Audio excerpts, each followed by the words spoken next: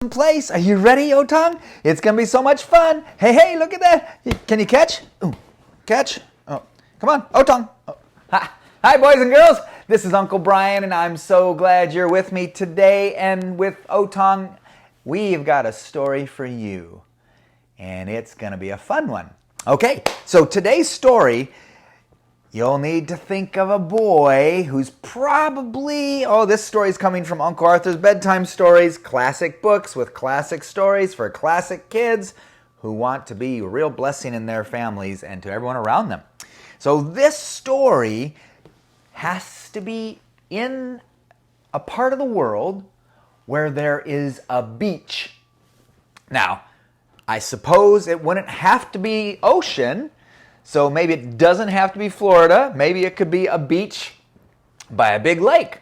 You know, here in the United States, we have the Great Lakes up here, and there's other big lakes in other parts of the world. So it could be in a lot of different places. But let's say the boy's name is Charlie, and let's just decide that he's probably about 10 years old. And I imagine there's some 10-year-olds watching here today as well, and on the YouTube channel later, gallantly streaming Uncle Arthur's Bedtime Stories. I'm sorry. Uncle Bryan's Stories Worth Repeating. Yes. But let's imagine that Charlie lives somewhere in the United States and he's by a beach. And so he has been asking his mom over and over again, can we go to the beach? Can we go to the beach? And his mom has said, I'm sorry, Charlie, not this week. People are like, oh, Mom, but I really want to go. I really want to go. I got to play with the ball. I want to go to the beach and have fun. And she said, okay, Charlie, next week we'll go to the beach. And he goes, yay, next week, yay, yay. Okay, and woo, he says, I get to go to the beach next week. All right, yay. And so the whole week he's going to school. He's doing his homework. He's doing what he's got to do. But his mind is on the beach. Absolutely. Well, they wake up in the morning, they're going to go to the beach. And it's raining. It's overcast. And Charlie comes walking into the kitchen. His head is down and he's kind of, oh, Mom, this is no good. He starts to whine. And his mother says, no, Charlie. You got to get ready to go to the beach. He says, what? We're going to the beach? She says, of course we're going to the beach. I said we go to the beach, we're going to the beach. So go get your stuff ready. So he goes running out of the kitchen. He goes there and he changes his clothes to put on swimsuit, which Uncle Bryan's not going to put on for you today. And he comes back in there and he's got his ball and he's got a pail and they've got their nice little chairs that they can use on the beach. And he's all excited, and Mother's working there in the kitchen making some nice sandwiches and a sack lunch, a picnic lunch with all sorts of cool stuff.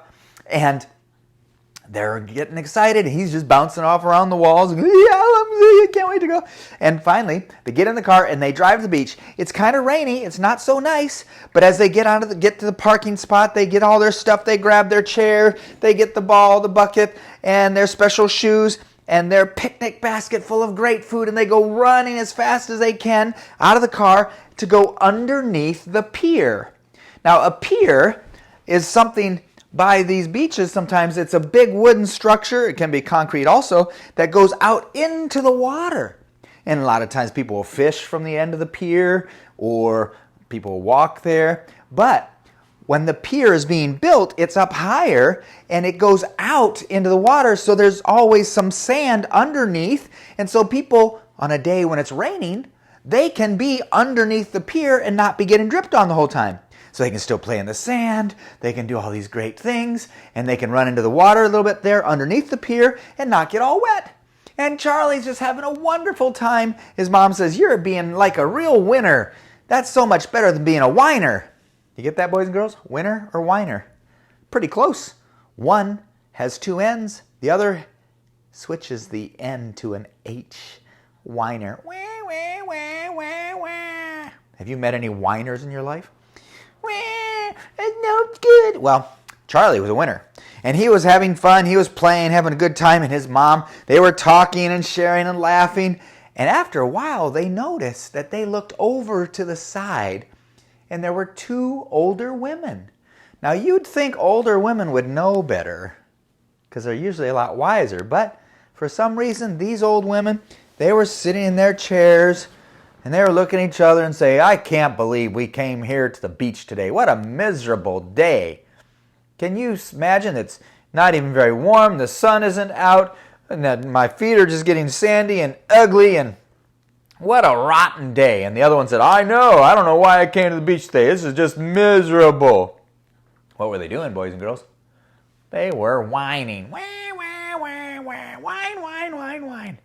Well, they happened to notice that there, a little ways from them, was this little boy running around, bouncing the ball, playing catch with his mom, having a good old time. He was just having a wonderful time. And then they opened up their picnic lunch and they handed out these nice sandwiches. And they're just, oh, this is such a wonderful day, Mom. Thank you so much for bringing me. And he was just being so grateful. And these older women looked over there and said, hey, you, what are you so happy for? You know, they're used to whining. Wah, wah, wah, wah, wah. Are you guys used to that sound yet? Wah, wah, wah. When you ever hear somebody complain, just in your mind think, wah, wah, wah, wah, wah. Whiner, whiner, whiner, whiner, whiner. You don't want to be a whiner, do you, old tongue? No way. No, shake head that way. No way. Don't want to be a whiner. You want to be a winner. Well, those ladies looked over and says, little boy, why are you so happy? And he said, oh, so happy to talk to you. And he said, would you like some of our lunch? We're having such a wonderful time at the beach today. It's so beautiful. I'm playing in the sand and having this wonderful time. And those ladies, they stopped whining and they started to smile because Charlie was a friend to them. And he came over and they shared some food. Of course, boys and girls, this is not in the time of a virus and all those things. But in this story, they came and they shared and they talked, and it wasn't too long before those whining older women stopped going, wah, wah, wah, and started smiling and started to have fun and started to look out and see, ooh, look at the seagull. Oh, look at that. And see, Charlie, if you can get those waves, can you throw a rock in there? And they started to have a wonderful time because they became winners instead of whiners. So what do you think, boys and girls? Is there ever a chance that you could be a whiner? You know, maybe you've been in the house way too long. Maybe you're getting bored. Maybe your brother or your sister didn't do something you liked. And there's a tendency to go, wah, wah, wah, wah. Don't be a whiner. Be a winner. Choose to see the best. Choose to be thankful. The Bible actually says to give thanks in all things. To be joyful in all things, to rejoice always. And again, it says rejoice. Choose to be a winner, choose to see the best, and have a wonderful day. And Otong and Uncle Bryan, we say thanks for coming. We'll see you next time. Bye-bye.